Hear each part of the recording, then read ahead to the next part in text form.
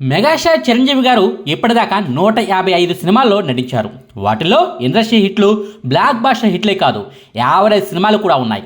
అంతేకాదు ఫ్లాప్ సినిమాలు, డిజాస్టర్ సినిమాలు కూడా ఆయన కెరీర్లో లేకపోలేదు. అయితే చిరంజీవి గారి కెరీర్లో కొదమసింహం అనే సినిమాకు మాత్రం ఓ ప్రత్యేక స్థానం ఉంది. ఇన్నేళ్ల కెరీర్లో ఎన్నో రకాల పాత్రల్లో ఆయన నటించారు. పోలీస్ అధికారిగా ఆయన చాలా సినిమాల్లో నటించారు. ఓ సగటు మధ్యతరగతి కుటుంబానికి చెందిన వ్యక్తిగాను ఎన్నో సినిమాల్లో కనిపించారు. డాక్టర్ పాత్రలోనూ, లాయర్ పాత్రలోనూ ఒకటి కంటే ఎక్కువ సినిమాల్లో కనిపించి అభిమానులను మెప్పించారు కూడా. కానీ 1990 ఆగస్టు 9 విడుదలైన కొదమసింహం అనే సినిమాలో నటించిన కౌబాయ్ పాత్రను మాత్రం చిరంజీవి గారు ఇంకే సినిమాలోనూ చేయలేదు. ఆయన ఇన్నేళ్ల కెరీర్లో కౌబాయ్గా నటించిన ఒకే ఒక చిత్రం కొదమసింహం సినిమా మాత్రమే. అంతేకాదు ఈ సినిమాలో మరో విశేషం కూడా ఉంది. చిరంజీవి గారు, మోహన్ బాబు గారుల కాంబినేషన్లో ఎన్నో సూపర్ డూపర్ హిట్ సినిమాలు వచ్చాయి. వాళ్ళిద్దరూ కలిసి నటించిన చివరి సినిమా కొదమసింహం సినిమాయే కావటం మరో విశేషం. అసలు ఇంతకీ ఈ కొదమసింహం సినిమా ఛాన్స్ చిరంజీవి గారిని వెతుక్కుంటూ ఎలా వచ్చింది? కృష్ణ గారు మాత్రమే చేసే కౌబాయ్ వేషాలను చిరంజీవి గారు ఎందుకు చేయాల్సి వచ్చింది? ఈ సినిమా తర్వాత మోహన్ బాబు, చిరంజీవి గారుల మధ్య కాంబినేషన్లో ఎందుకు సినిమాలు రాలేదు? ఈ సినిమా వల్ల ఘోరంగా దెబ్బతిన్న సినిమా పేరేంటి? బాగా నష్టపోయిన వ్యక్తి ఎవరు అన్న వివరాలను ఈ వీడియోలో క్లియర్గా చెప్పుకుందాం. ముందుగా అసలు ఈ సినిమా తెర వెనుక జరిగిన కథ ఏంటనేది చెప్పుకుందాం. ఇప్పటి వరకు చిరంజీవి చేసిన సినిమాల లిస్ట్ అర్జెంటుగా నాకు కావాలి అని అడిగారు నిర్మాత కైకాల నాగేశ్వరరావు గారు. కైకాల సత్యనారాయణ గారి తమ్ముడే ఈ కైకాల నాగేశ్వరరావు గారు. సత్యనారాయణ గారిని సమర్పకుడిగా పెట్టి చాలా సినిమాలను ఈయన నిర్మించారు. ఆయన అడగడంతో ప్రొడక్షన్ మేనేజర్ ఓ సినిమా పత్రిక కార్యాలయానికి వెళ్ళి ఆ లిస్టును తీసుకొచ్చి ఇచ్చారు. ఓ గంట సేపు ఆ లిస్టును ముందేసుకుని ఏవేవో లెక్కలు వేశారు ఆయన. కాసేపటికి ఆయనకు ఓ ఆలోచన వచ్చింది. వెంటనే తన క్లాస్మేట్ అయిన దర్శకుడు కె మురళీమోహన్ రావుకు ఫోన్ కొట్టారు. మురళి, ఇప్పటి వరకు చిరంజీవి చేసిన సినిమాలన్నీ పరిశీలించాను. ఆయనతో కొత్తగా ఏం చేద్దామా అని ఆలోచిస్తే కౌబాయ్ నేపథ్యం గుర్తుకొచ్చింది. చిరంజీవితో కౌబాయ్ సినిమా చేద్దాం, నువ్వేమంటావు అని అడిగారు ఉత్సాహంగా.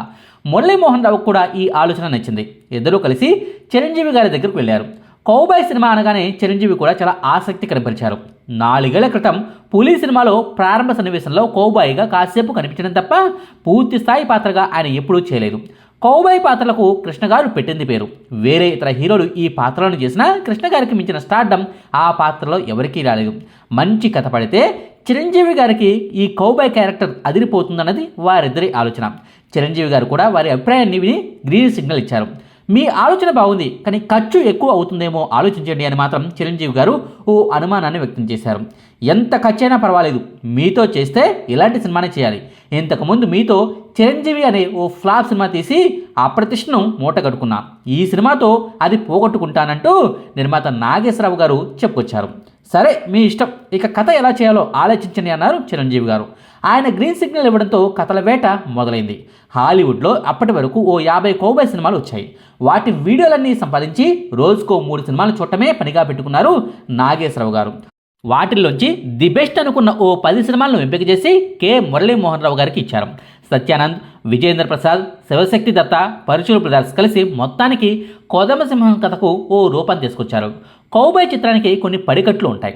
జేబుల్లో తుపాకులు పెట్టుకుని గుర్రాల మీద తిరిగే సాహసికులు, బార్లలో అందమైన భామలు, జూదశాలలు, గుప్త నిధుల కోసం జరిపే అన్వేషణలు, ఇవన్నీ ఖచ్చితంగా ఉండాల్సిందే. అందుకే ఆ కౌబాయ్ ఫార్ములాను అనుసరిస్తేనే కొంత దేశీయ వ్యవహారాన్ని కూడా జోడించి సంస్థానాలు, పరగణాలు, ఆటవికులు మొదలైన తతంగాలన్నీ ఈ కథలో కలిపారు. మెకనాస్ గోల్డ్లో ఒమర్ షరీఫ్ చేసిన కామెడీ విలన్ పాత్ర తరహాలో ఇందులో సుడిగాలి పాత్రను సృష్టించారు. మోహన్ బాబు చేస్తేనే ఈ పాత్ర పడుతుందని అందరి ఏకాభిప్రాయం. అప్పటికే మోహన్ బాబు గారు హీరోగా చాలా సినిమాలు చేశారు. సోలో హీరోగా ఆయనకు బాగానే ఛాన్సులు వస్తున్నాయి. అయినప్పటికీ కొదమసింహం సినిమాలో సుడిగాలి పాత్రను చేయడానికి మోహన్ బాబు గారు అంగీకరించారు. ఇక మేయర్ పాత్రను ఎవరైనా ప్రసిద్ధ హిందీ నటుడితో చేస్తే బాగుంటుందని అంతా అనుకున్నారు. మురళీమోహన్ రావు గారు వెంటనే ప్రాణ్ గారి పేరును సూచించారు. 1985 దిల్వాలే అనే బాలీవుడ్ సినిమాకు మురళీమోహన్ రావు గారు దర్శకత్వం వహించారు. ఆ సినిమాలోనే ప్రాణ్ గారు ఓ పాత్రను పోషించారు. ఆ పరిచయంతోనే ఈయన వెళ్ళి అడిగితే ప్రాణ్ గారు చేయడానికి అంగీకరించారు. అంతకుముందు తెలుగులో ఆయన తాండ్ర పాపారాయుడు సినిమాను చేశారు. హిందీలో బిజీ హీరోయిన్ అయిన సోనం చిరంజీవి సినిమా అనగానే వెంటనే ఆమె ఓకే చెప్పేశారు. మరో 2 నాయకులుగా రాధా, వాణి విశ్వనాథ్ గారులను తీసుకున్నారు. చిరంజీవి గారి కౌబాయ్ గెటప్ కోసం చాలా కసరత్తులే చేశారు. రఫ్ అండ్ టఫ్గా కనిపించడం కోసం గడ్డాన్ని పెంచారు. అమెరికా నుంచి ప్రత్యేకంగా కింగ్ ఎడ్వర్డ్ కంపెనీకి చెందిన సిగార్స్ ప్యాకెట్లను తెప్పించేవారు. 5 సిగార్లు ఉండే ఈ సిగార్ ప్యాకెట్ ఖరీదు అప్పట్లో రూ. 80. 1989 సెప్టెంబర్ 21 తారీఖున మద్రాసులోని ప్రసాద్ స్టూడియోలో కొదంబ సింహం సినిమా చిత్రీకరణ ప్రారంభమైంది. ఈ సినిమా కోసం 1 కాదు 2 కాదు ఏకంగా 5 రాష్ట్రాలను చుట్టేశారు. ఆంధ్రప్రదేశ్, కర్ణాటక, తమిళనాడు, రాజస్థాన్, కేరళ రాష్ట్రాల్లో ఈ సినిమా చిత్రీకరణ జరిగింది. ఊటీ, మధుమలై, సేలం, హోగనికల్, రాజస్థాన్, ఉదయ్పూర్, జైసల్మేర్, మైసూర్, బెంగళూరు, తడ ఫారెస్ట్, తలకోన, కొచ్చిన్, ఎర్నాకుళం, చెంగల్పట్ తదితర ప్రాంతాల్లో కొదంబ సింహం సినిమా చిత్రీకరణ చేశారు. కేవలం వారం రోజుల చిత్రీకరణ కోసం మద్రాసుకు 64 కిలోమీటర్ల దూరంలో చెంగల్పట్టులో నెల రోజులు కష్టపడి మరీ భారీ ఎత్తున కౌబాయ్ స్ట్రీట్ సెట్ వేశారు. చిరంజీవి, వాణి విష్ణువర్ధన్పై తీసిన స్టార్ మెగా స్టార్ అనే క్లబ్ సాంగ్కు ప్రభుదేవ నృత్య దర్శకత్వం వహించారు. ఆ టైంలో ప్రభుదేవ గారి వయస్సు అక్షరాల 16 ఏళ్లు మాత్రమే. సరిగ్గా ఈ పాట చిత్రీకరణ జరిగే సమయానికి ప్రభుదేవకు పరీక్షలు ఉన్నాయని చెప్పి పాటను వాయిదా వేశారు. కొద్ది రోజుల గ్యాప్ తర్వాత మరోసారి ఈ పాటను చిత్రీకరించారు. మొత్తానికి ఎలాంటి ఇబ్బందులు లేకుండానే ఈ కొదంబ సింహం సినిమా చిత్రీకరణ పూర్తయింది. 1990 మే నెల 9వ తారీఖున జగదేక వీరుడు అతిలోక సుందరి సినిమా రిలీజ్ అయిన సంగతి అందరికీ తెలుసు కదా. ఆ సినిమా క్రియేట్ చేసిన సెన్సేషన్ ఏంటన్నది ప్రత్యేకంగా చెప్పాల్సిన పని లేదు. ఆ సినిమా ఇంకా థియేటర్లలో ఆడుతూ ఉండగానే సరిగ్గా 3 నెలల తర్వాత ఆగస్టు 9వ తారీఖున ఈ కొదంబ సింహం సినిమాను రిలీజ్ చేశారు. ఈ ఆధునిక కౌబాయ్ సినిమాను తెలుగు ప్రేక్షకులు బాగా ఆదరించారు. చిరంజీవి గారికి ఇది ఓ విభిన్న పాత్ర. కౌబాయ్ ఆహార్యం కూడా ఆయనకు బాగా నెప్పింది. ఈ సినిమాలో చిరంజీవి పెంచుకున్న గడ్డం ఆ రోజుల్లో ఓ ఫ్యాషన్ అయి కూర్చుంది. ఆ తర్వాత వచ్చిన సినిమాల్లో చిరంజీవి గారు ఈ ఫ్యాషన్నే అనుసరించాల్సి వచ్చింది. ఓ పక్క భారీ యాక్షన్ దృశ్యాలు, మరో పక్క తన మార్కు హీరోయిక్ కామెడీని చూపించారు చిరంజీవి. ఈ సినిమాలో మోహన్ బాబు ఆహార్యం, శారీరక భాష, డైలాగ్ డెలివరీని ప్రేక్షకులు ఎప్పటికీ గుర్తు చేసుకుంటారు. పేరుకు తగ్గట్టే సుడిగాలిలా రెచ్చిపోయారాయన. నిజానికి చిరంజీవి, మోహన్ బాబు గారుల కాంబినేషన్ అంటే ఆ రోజుల్లో అభిమానులకు ఐ ఫీస్ట్. వీళ్ళిద్దరి కాంబినేషన్లో వచ్చే సీన్లు అభిమానులను మరింతగా అలరిస్తూ ఉంటాయి. అయితే ఈ కొదంబ సింహం సినిమా తర్వాత చిరంజీవి, మోహన్ బాబు గారుల కాంబినేషన్లో మరో సినిమా రాలేదు. ఈ సినిమా టైంలోనే వీరిద్దరి మధ్య ఏదో జరిగి ఉంటుందన్న అనుమానాలు ఆ తర్వాత రోజుల్లో వార్తలుగా వచ్చాయిలే కానీ అసలేం జరిగిందన్నది మాత్రం బయటకు రాలేదు. చిరంజీవి సినిమాలో మీరు నటిస్తే మీకంటే చిరంజీవికే ఎక్కువ పేరు వస్తుంది, మీ పాత్ర డౌన్ అయిపోతుంది. మీరిద్దరూ కలిసి పనిచేస్తే ఆ సినిమాలు బాగా హిట్ అయినా అవి చిరంజీవి గారి కెరీర్కు ఉపయోగపడుతున్నాయి కానీ మీ కెరీర్కు వనగూరుతోంది ఏమీ లేదని మోహన్ బాబు గారికి బాగా కావలసిన వాళ్ళు విశ్లేషణ చేసి మరీ చెప్పారట. ఈ అభిప్రాయంలో వాస్తవం ఉందన్న నిర్ణయానికి వచ్చిన మోహన్ బాబు గారు ఆ తర్వాత రోజుల్లో చిరంజీవి గారితో ఏ సినిమాలోనూ కలిసి నటించలేదు. చిరంజీవి సినిమాలో నటించాలంటూ ఈ సినిమా తర్వాత కూడా మోహన్ బాబు గారికి ఆఫర్లు వచ్చాయి. కానీ మోహన్ బాబు గారు మాత్రం కొన్ని షరతులను నిర్మాతలకు, డైరెక్టర్లకు పెట్టేవాళ్ళు.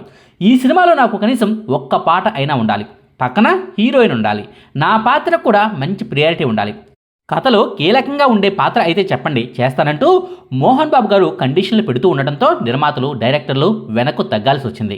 అలా మోహన్ బాబు, చిరంజీవి గారుల కాంబినేషన్కు ఈ సినిమాతో పులి స్టాప్ పడినట్టయింది. ఆ సంగతిని పక్కన పెడితే కొదంబ సింహం సినిమాలో ప్రాణ్ పాత్ర ఈ సినిమాకు ప్రత్యేక ఆకర్షణగా నిలిచింది. ఆయనకు ప్రముఖ నటుడు జగ్గయ్య గారు డబ్బింగ్ చెప్పారు. రాజ్ కోటి పాటల కంపోజింగ్, రికార్డింగ్ ప్రేక్షకులను కౌబాయ్ లోకంలో విహరింపజేశాయి. సత్యానంద్ కలం ఎన్నో చమక్కులు చిందించింది. కేఎస్ హరి ఛాయాగ్రహణం, రాజు పోరాటాలు, భాస్కర్ రాజు కళా దర్శకత్వం ఈ సినిమా విజయంలో కీలక భూమిక పోషించాయి. కొదంబ సింహం సినిమాకు ఆ రోజుల్లోనే 4 కోట్ల రూపాయల ఖర్చయింది. ఆ విషయాన్ని నిర్మాత నాగేశ్వరరావు గారే అధికారికంగా చెప్పారు. 4 కోట్లతో ఈ సినిమాను తీస్తే ఆ రోజుల్లోనే అక్షరాల 15 కోట్ల రూపాయలకు పైగా వసూళ్లను ఈ సినిమా తెచ్చిపెట్టింది. ఈ చిత్రం 100 రోజుల వేడుకను మద్రాసులోని తాజ్ కోరమండల్ హోటల్లో నిర్వహించారు. నటుడు ప్రాణ్ గారు చిత్రసీమకు వచ్చి 50 ఏళ్లు పూర్తయిన సందర్భంగా ఇదే వేదికపై నిర్మాత నాగేశ్వరరావు గారు ఆయన్ను ప్రత్యేకంగా సత్కరించడం జరిగింది. ఈ సినిమాను hunters of the Indian treasure పేరుతో ఇంగ్లీష్లోకి, వెట్రివేరన్ పేరుతో తమిళలోకి డబ్బింగ్ చేస్తే అవి కూడా ప్రజాదరణ పొందడం విశేషం. ఇది కొదంబ సింహం సినిమా తెర వెనుక జరిగిన కథ. ఇక చివరిగా ఒక్క మాట, కొదంబ సింహం సినిమా బ్లాక్ బాస్టర్ హిట్ అయింది. నిర్మాత నాగేశ్వరరావు గారు 4 కోట్ల రూపాయలను పెట్టుబడిగా పెట్టి ఈ సినిమాని తీస్తే ఆయనకు ఈ సినిమా వల్ల దాదాపుగా 10 కోట్ల రూపాయల వరకు లాభాలు వచ్చాయి. నిర్మాత హ్యాపీ, హీరో గారు కూడా హ్యాపీ, ఈ సినిమాలో నడిచిన వాళ్ళందరూ హ్యాపీ. కానీ ఈ కొదంబ సింహం సినిమా వల్ల ఓ వ్యక్తి నిండా మునిగిపోయారు, అప్పుల పాలైపోయారు, తీవ్రంగా నష్టపోయారు. ఆయన ఎవరో కాదు, నటుడు, నిర్మాత, డైరెక్టర్ గిరిబాబు గారు. ఎస్, మీరు విన్నది నిజమే. సీనియర్ యాక్టర్ గిరిబాబు గారు ఈ కొదంబ సింహం సినిమా వల్ల తీవ్రంగా నష్టపోయారు. ఈ సినిమాలో ఆయన నటించలేదు కదా, ఆయన ఎలా నష్టపోతారని మీరు ప్రశ్నిస్తారేమో, అక్కడికే వెళ్తున్నాం. గిరిబాబు కొడుకు బోసుబాబు హీరోగా ఇంద్రజిత్ అనే పేరుతో ఓ సినిమా వచ్చింది. ఆ సినిమాకు కథను రాసింది గిరిబాబు గారే, నిర్మాతగా మారి డబ్బులు పెట్టింది గిరిబాబు గారే, దర్శకత్వం వహించింది కూడా గిరిబాబు గారే. సినిమా కూడా బాగా వచ్చిందని, బ్లాక్ బాస్టర్ హిట్ అవ్వడం ఖాయమని, ఇండస్ట్రీలో హీరోగా బోసుబాబు రాణించడం ఖాయమని, తన కుటుంబంలోంచి ఓ హీరో సినీ ఇండస్ట్రీలోకి రాబోతున్నాడని గిరిబాబు గారు కోటి ఆశలతో ఉంటే, అదే టైంలో వచ్చిన కొదమ సింహం సినిమా ఆయన ఆశలను నీళ్ల పాలు చేసింది. అసలు ఈ రెండు సినిమాల విషయంలో ఏం జరిగింది? కొదమ సింహం సినిమా నిర్మాతలు నన్ను మోసం చేశారని గిరిబాబు ఎందుకు ఆరోపించారు? కొదమ సింహం సినిమా వల్లే నేను నిండా మునిగిపోయానని గిరిబాబు ఎందుకు అన్నారు? అసలు ఆ టైంలో ఏం జరిగింది అన్న వివరాలను మరో వీడియోలో క్లియర్గా త్వరలోనే చెప్పుకుందాం. ఇదండి కొదమ సింహం సినిమా తెర వెనుక కథ. మీకు ఈ వీడియోని ఇస్తే లైక్ చేయండి, షేర్ చేయండి. మరిన్ని ఆసక్తికరమైన వీడియోల కోసం మా కొత్త ముచ్చట ఛానల్ను సబ్స్క్రైబ్ చేయడం మాత్రం మర్చిపోకండి. Thank you.